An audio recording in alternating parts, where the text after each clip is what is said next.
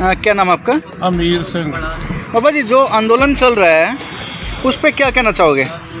आंदोलन पे ऐसा है भी हम जिम्मेदार हैं, खेती करने वाले, अन्न उगाने वाले, तो हम अपना हक मांग रहे हैं। हमारे अनाज का मूल्य हमारे को पूरा मिलना चाहिए, तो हम उसी से संतुष्ट हैं। अगर सरकार नहीं देना चाह रही हमारा हक, तो हम लेके ही अगर जाएंगे। सारी ही संगत जितनी भी हमारे भाई है, सारा भाईचारा है, किसान भाई हैं, अगर छोटे जिम्मेदार है, मजदूर हैं, सबको साथ में लगाया हमने। तो किसी को अलग नहीं किया है। कोई अपनी मर्जी से अलग जाए तो कोई बात नहीं है, तो हम उसको सबको लेके, सबको ये मोदी है ये और चाल चल रहा है।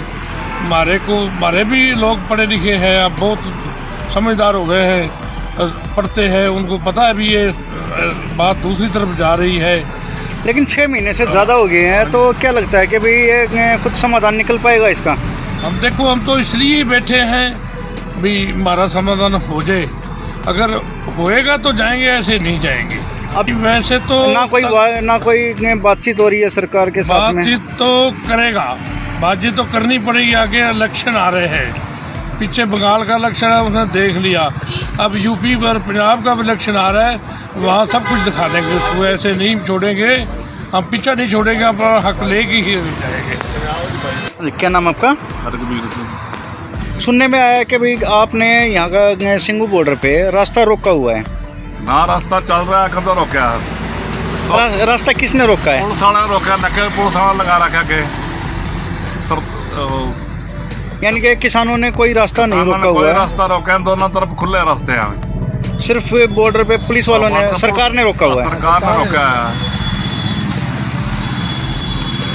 हम तो ये कहेंगे भी ये मोदी मान जाए तो ठीक है, नहीं तो किसान मनवा के जाएंगे, पैसे तो जाएंगे नहीं। क्या इस आंदोलन के अंदर सिर्फ सरदार भाई ने, सिख भाई बैठे हैं? ना, सभी जितने किसान हैं, मजदूर है, सभी है, जितने वर्ग के हैं ना, मजदूर, किसान, जो भी है, सारे व्यापारी सब इसी में। लेकिन सुनने में आ रहा है कि भाई आपकी वजह से यहाँ का जितना भी कारोबार है, काम धंधा है, वो सारा चौपट हो गया।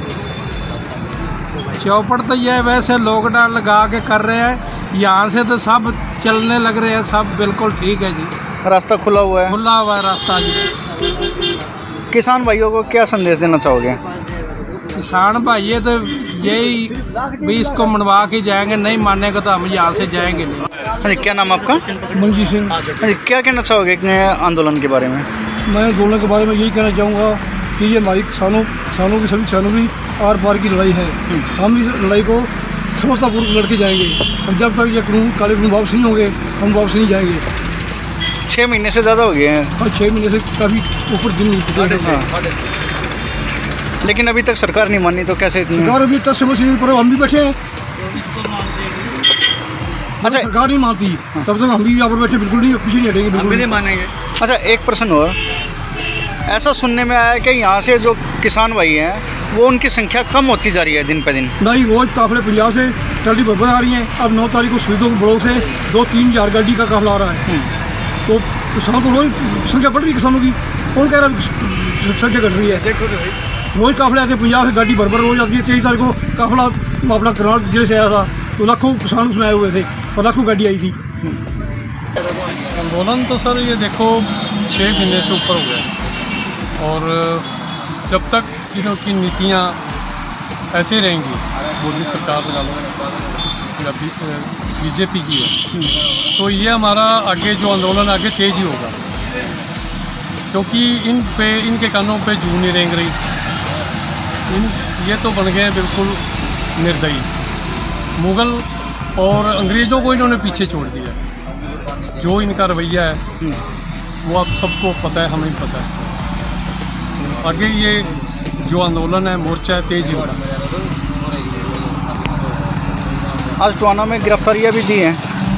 हमें दी हैं सर। बाकी गिरफ्तारियों से तो ये है ना कि आज वहाँ टिकैत साहब भी गए हैं, उनके ढूंढी साहब पहुँचे हैं, तो उनका तो हल निकालेंगे।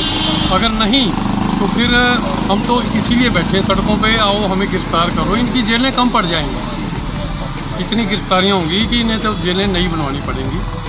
और बाकी आने वाला समय बीजेपी के लिए बहुत बुरा होगा अगर ये सरकार किसानों की या मजदूरों की नहीं मानेगी तो। ऐसा तो नहीं आप थक हार के घर पे चले जाओगे कुछ महीनों के बाद में? अब महीनों की बात छोड़ो, सालों भी बैठे हैं तो कोई दिक्कत नहीं है। जब तक ये झुकेगी इन सरकार ना तो ये चलता रहेगा।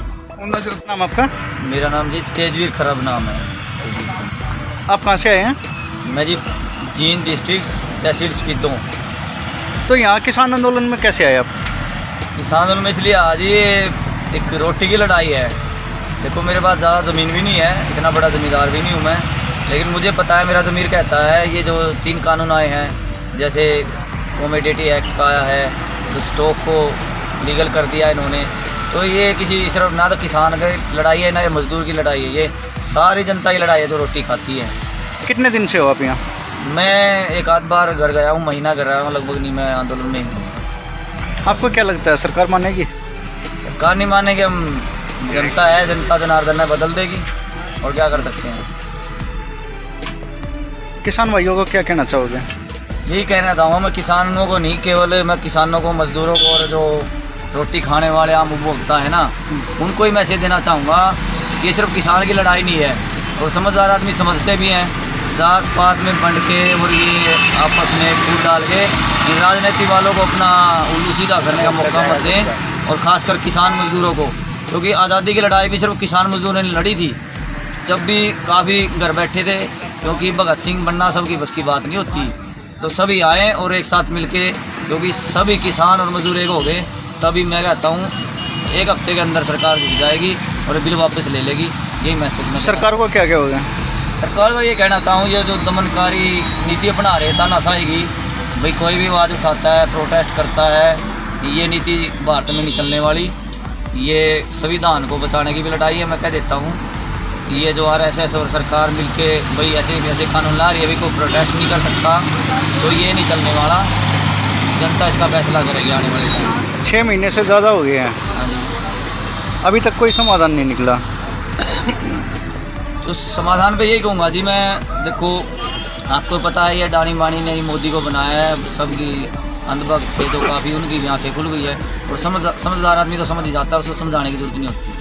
अभी बहुत सा इन्वेस्ट अडानी पे कर चुका है, इनमें आपको पता ही होगा कितने गोदाम बन चुके हैं। मेरा जो आइडिया मैंने सुना है भी 700 करोड़ के करीब अडानी का इन्वेस्ट हो लिया है, 2700 करोड़ लगा दिए हैं इसमें अंबानी ने, तो उनको भी नाराज़ कर सकते हैं। उन्हें पता है अभी किसानों ने, मजदूरों ने वोट वैसे भी नहीं देनी, तो भी मौका देख रहे कि किसान दोनों टूटे, हम फिर हिंदू मुस्लिम और जात पात का नारा ला के अपनी सरकार ला सकें, और ये जो बिल आए हैं इनको इम्प्लीमेंट कर सके, इसी कारण सरकार बैठी है।